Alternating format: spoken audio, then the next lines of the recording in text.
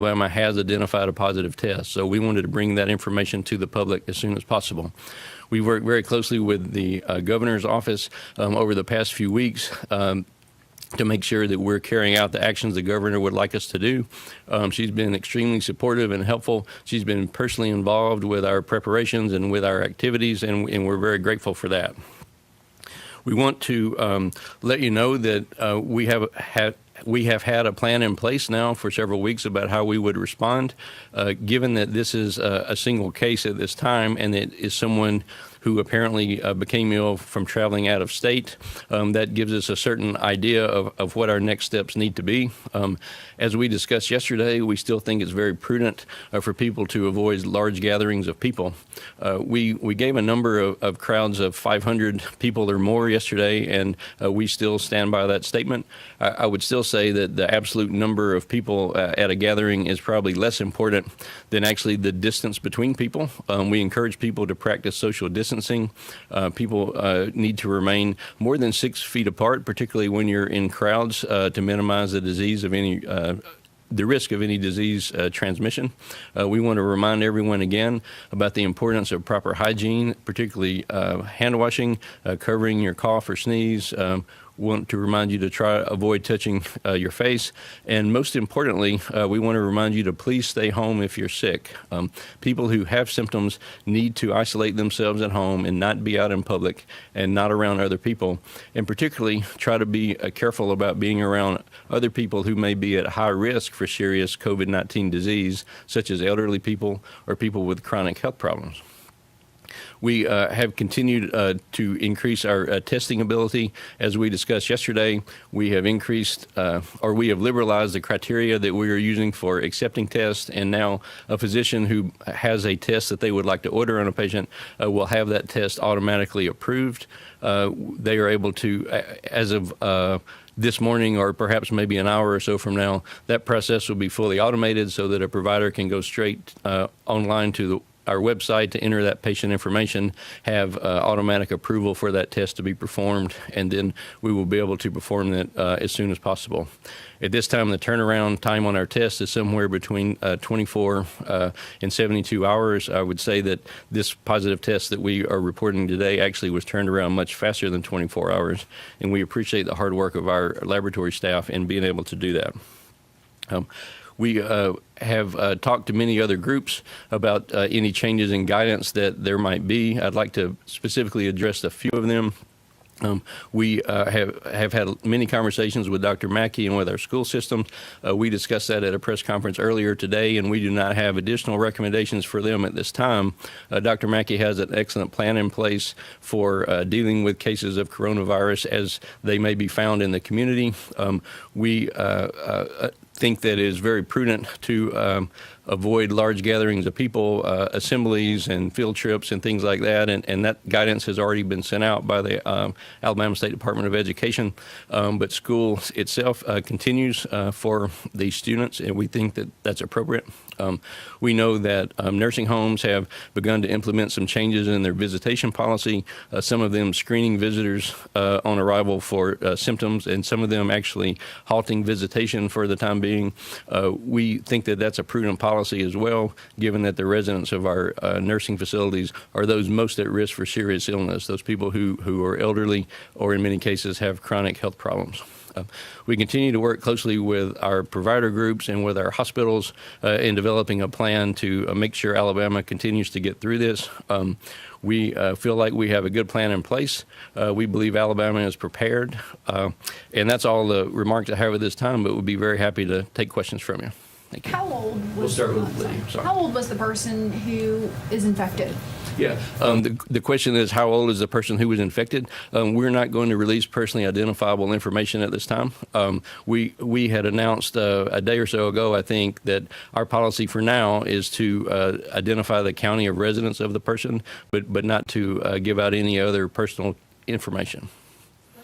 Was this specimen collected through ADPH? Was this specimen tested at ADPH or a private laboratory? The specimen was tested by ADPH at the state lab. Yeah. Our viewers are wondering why this took so long to confirm a case here in Alabama, given the other states in the country there were several cases. Yeah, I think we have tested all the specimens we have received so far. I think we've only been testing for a week. Yesterday was a week. Before that, all specimens had to be sent through CDC, and there certainly was some logistical problems in getting those done there. We would like to find cases sooner, but we have been accepting specimens as fast as we can and turning them over as fast as we can, and today is our first case. How many test results are awaiting, are in the process right now? We announced, I think, Tuesday or Wednesday that we were going to open up these testing criteria so that any provider could have a test if desired. Since that time, we've gotten larger numbers of tests. I don't know exactly the number, but I would say we probably have a dozen or so that are going to be run today, and there may be a higher number than that. But we certainly have seen higher numbers of tests being submitted over the past couple of days. So prior to yesterday, this patient wouldn't have qualified for testing under ADPH guidelines, correct? Because there was no international travel? No, that's not actually correct. The guidelines that we used before prioritized people who had international travel, but also prioritized people who had other health issues, for example, or people who were seriously ill, for example, and in certain age groups. And so without providing any personally identifying information, I would say this person did qualify, even with our previous criteria. How do you assure people, we'll probably see panic now that we have a confirmed case, how do you ensure the public here in Alabama that the state has a handle on this? Yeah, I would say, first of all, this is exactly what we have expected, and we've been preparing for this for several weeks. We've been coordinating with other state agencies, with our other partners in the state, to make sure that we are ready to handle this, and we believe we have that in place. It's always difficult to sort of thread the needle, I guess you would say, between doing something that alarms people, but also being prudent and making sure that we're covering all our bases and being responsible in our recommendations to people. And so I can certainly understand why people would be alarmed. What I would say to the people in Alabama is we have expected to find a case for some time, and we've tried to be very open about that. We're not surprised that we found a case. I guess I don't know why it happened today and didn't happen yesterday or wasn't going to happen until tomorrow, but it's not a surprise at all given what we've seen around the country. We believe the recommendations that we have put out for people are exactly the way people should respond. This disease can really be prevented just based on people's personal behavior in many cases. So we would advise you to do all those things that we mentioned earlier today about hygiene, about avoiding large groups of people, and so on. State lawmakers approved and the governor approved $5 million. It's pretty vague in that bill what it's going to be used for. I've been told it's going to be used to create screening centers across the state. How many? And then what else will that money be used for? Sure. We greatly appreciate the legislature taking the initiative on that, and Governor Ivey supporting that ask from us and from the legislature. That money is money that's made available right away to the state, not only to ADPH, but to the state, so that we can continue with our plan while we're still waiting for federal funds to come down. I know you're aware that last week the U.S. Congress authorized a large amount of money for coronavirus activities. Alabama will see some of that money, but we don't have even guidance on how to spend that for another couple of days. So in the interim, we were very fortunate that the legislature authorized that additional appropriation of $5 million. It will be used in a number of different ways. Much of it will be related to arranging for screening centers to be around the state. The exact number is not certain, but certainly in the 20 to 25 range, I think, is what we are initially starting with.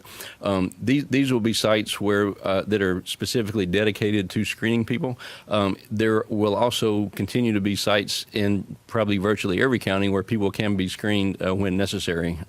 The process that we have had to this point is that when we have a patient that we're contacted by from a provider who needs screening, then we arrange for that person to get screened somewhere close to where they live at the nearest location. And in many cases, that's been emergency departments at hospitals, or in some cases, it might be in clinics.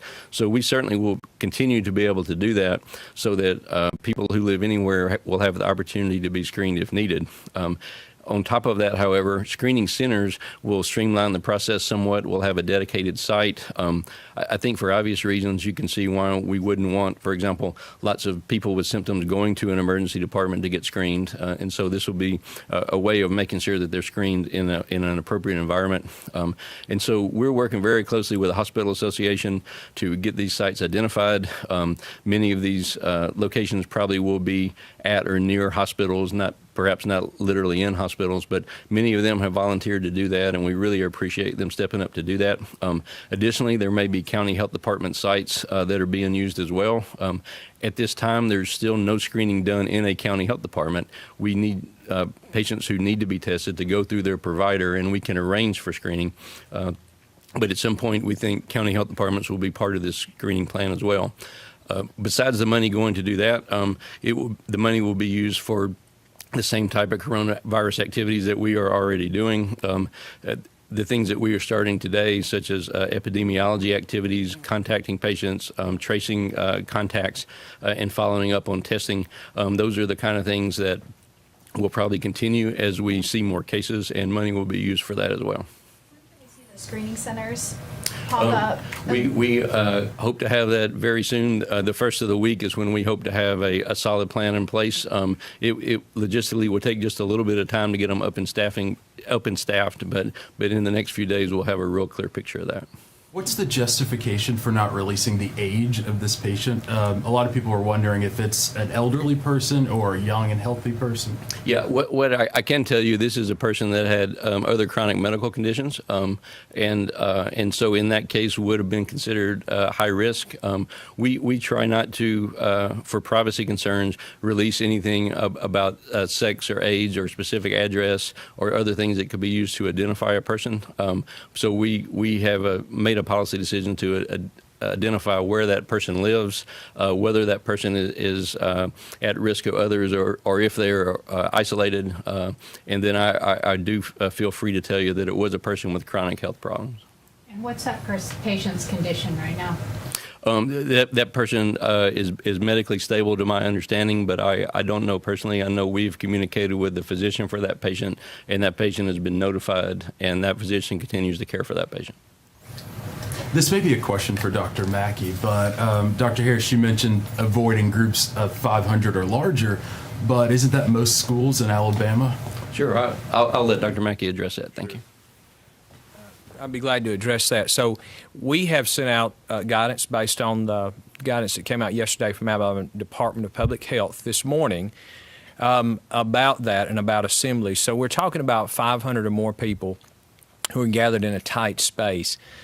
We do not apply that to the school situation, but what we have told schools is that they should, as quickly as possible, cancel or postpone events. Those might be student plays or performances or student assemblies or assemblies where parents and others would be coming together in large numbers.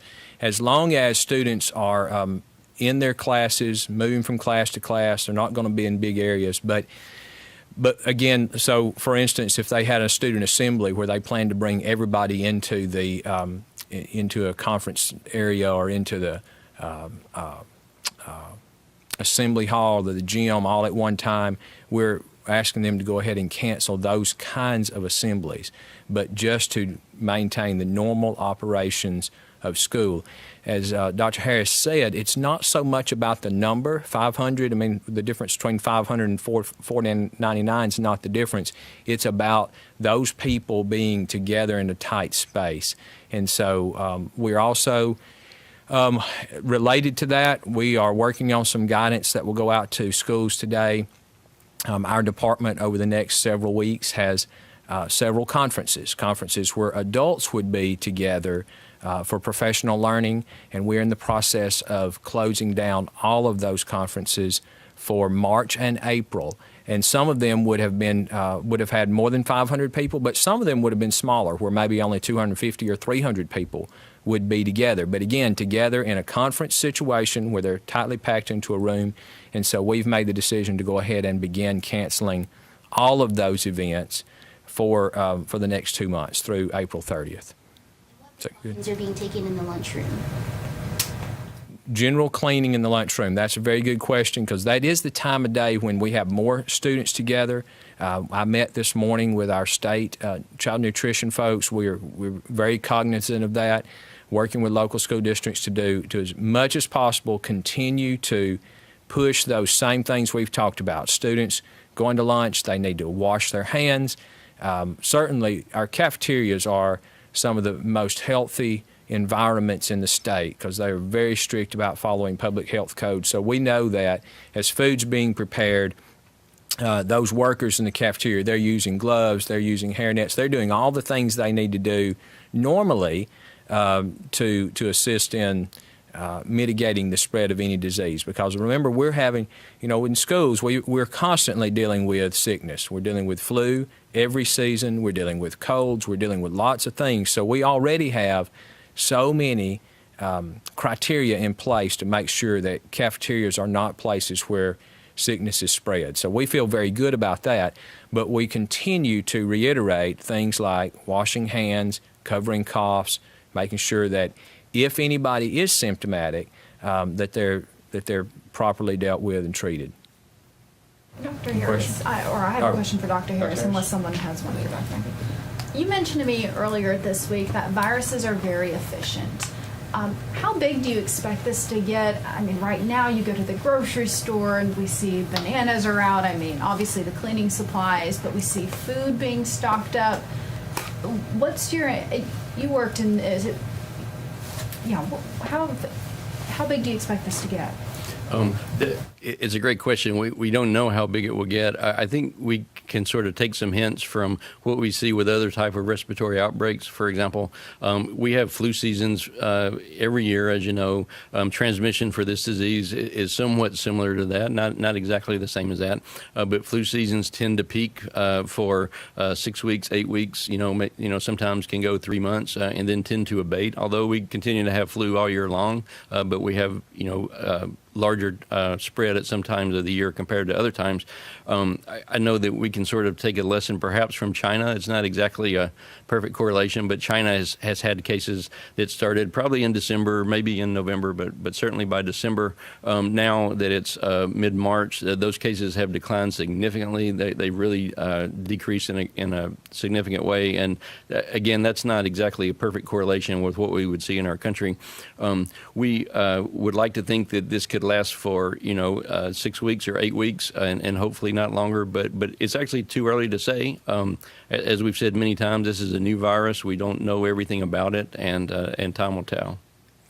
Dr. Harris, we have a submitted question. How would it be handled regarding people being exposed at local hospitals? Will they be notified? This leans specifically towards clinical students and teachers in hospitals. Sure. So if you weren't able to hear the question, it was how will people be notified who may have been exposed at local hospitals, particularly clinical staff at the hospitals? First of all, I would say that hospitals have been preparing for several weeks to make sure that people who work in hospitals are prepared to deal with patients who may have infectious diseases. It's part of their training that they do all the time, and nurses and hospital staff train routinely to make sure that they can protect themselves and stop the spread of disease. Since we have learned about coronavirus, we have done many calls with them to make sure that they feel prepared in terms of their own personal protective equipment, that they have the ability to take care of a patient without putting people at risk, putting themselves at risk. And then finally, I would say that if we identify a case that is in a hospital, then part of the follow-up that we do involves going and talking to the people who've had contacts with that case, working with anyone who may have come in contact in and out of the room, or if they were in a hospital setting, and then we track them and monitor them in a way that we do with any other contact. Should people start stocking up on food? Yeah, so should people start stocking up on food? I would say it's not a time to do that, but it's a time to be prudent. People in Alabama are certainly used to getting prepared for different types of situations. We're a big state, and we have ice storms, and we have hurricanes, and we have tornadoes, and I think most people in Alabama understand what routine preparedness is like. And so I think it's always prudent to make sure you have adequate amount of food in your house for a short period, or make sure that you have adequate numbers of your prescription medications, just sort of the routine things that we would always advise people to have. Certainly at this time, we don't have any recommendations about doing anything more than that. Dr. Harris, you came from the disease specialist field. How does this virus compare to others that you've studied and have seen? This virus is similar to a lot of respiratory viruses that we see. The event I can think of that sort of reminds us of a little bit was H1N1 in 2009. The U.S. really was never affected in as big a way as we thought at that time, and we were very fortunate, even though it was declared a global pandemic. But even working as a physician in private practice, I saw cases of that and had to take care of people in hospitals who suffered with that.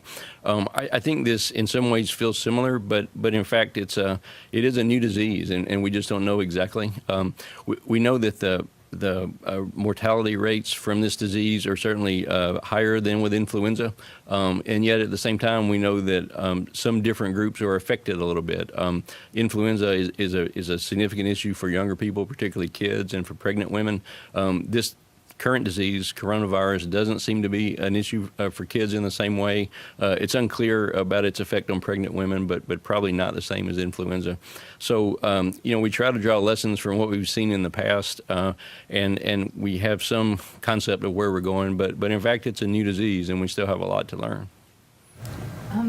We've heard a lot of complaints about people who said that they've wanted to get tested in the past few weeks and haven't been able to. I understand that situation has changed, but has Alabama done enough to ensure widespread testing up before yesterday, or should the state have done more to get tests out? Well, yesterday I think was 1 week that we'd been testing.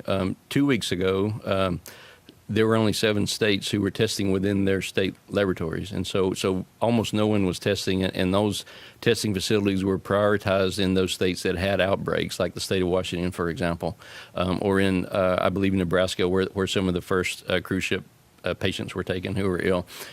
So it's really only been in the last 7 to 10 days that states were able to stand up that capacity. And some of that had to do with how the test was developed and rolled out. There were, you may remember, initially at the federal level, some issues about quality control on the test. And so I think the U.S. as a whole has been slow to roll out testing compared to some places.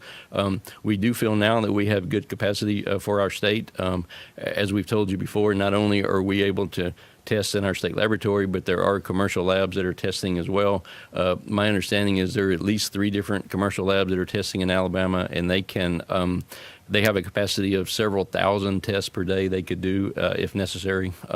So the most important thing is to help the public understand when they need to be tested and help providers understand how to make sure someone is tested appropriately. I think that people who don't think a lot about the situation feel like that even if they feel fine and have no symptoms, that they would like to get a test just to know. And those really aren't the best candidates for testing.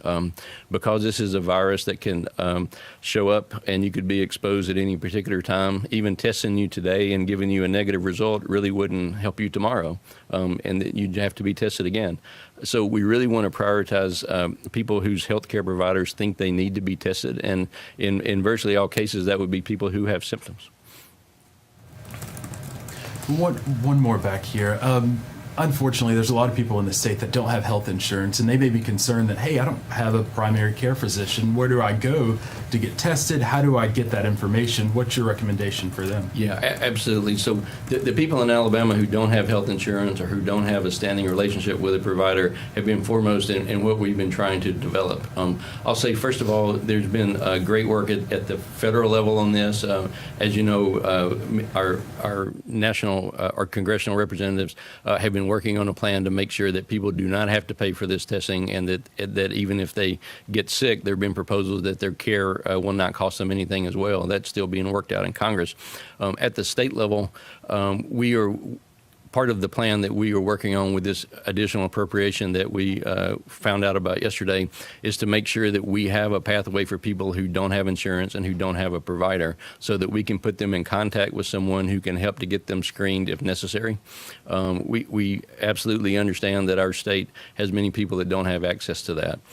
In the meantime, right now, our recommendation has been, if you do not have a provider, if you do not have a relationship with someone, still start by picking up the phone, try to call an urgent care, a walk-in clinic, call an emergency department, try to find someone that you can reach that way who can arrange for testing. In most cases, it may not be necessary for them to see you in person in order to do that, but we hope to have a lot more of that issue addressed in the coming days as we roll out this plan.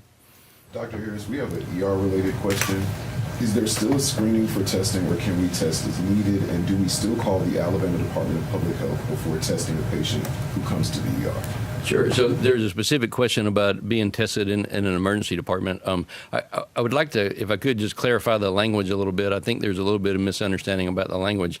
The test kits that we are talking about and the testing is actually done in a laboratory. Testing is not done in a hospital emergency department. At this time, there are no hospitals doing their own testing, although it's certainly possible that big academic medical centers may use their laboratories to develop tests at some point, and we would certainly welcome that. But the tests are done in the laboratory.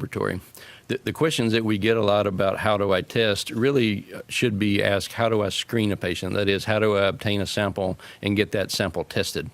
The way to screen a patient is to use a swab that's very similar to what you would use for a rapid strep test or for a flu test. The swab collects a specimen from the nose, or it could be from the mouth, and then it's put in a tube of liquid that's called viral transport media. And then that is shipped on ice to a private lab or to us here at the state lab, and then we actually do the test in the laboratory.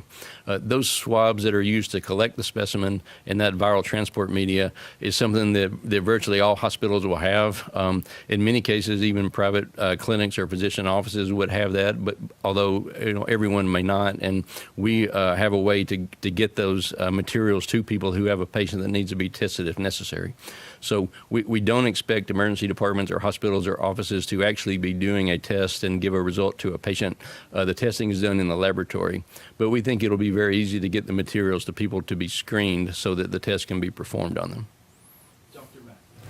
We're seeing on the national level sports cancellations, and even some college sports are being canceled. What's the plan for high school athletics? Good question. So we've been in touch with, and even this morning, had some conversations with the Alabama High School Athletic Association and their executive director, Steve Savarese.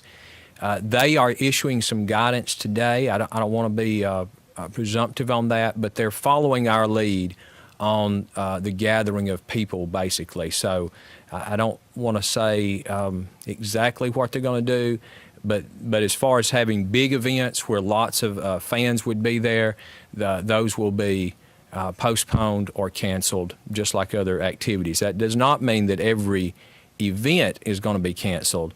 As you know, there are some events that can be held maybe without spectators and some things like that. So I don't want to paint that too broadly, but there will definitely, beginning next week, be a change in the way sports are played throughout the spring.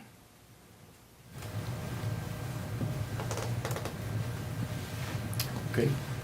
Any additional questions at this time? Okay.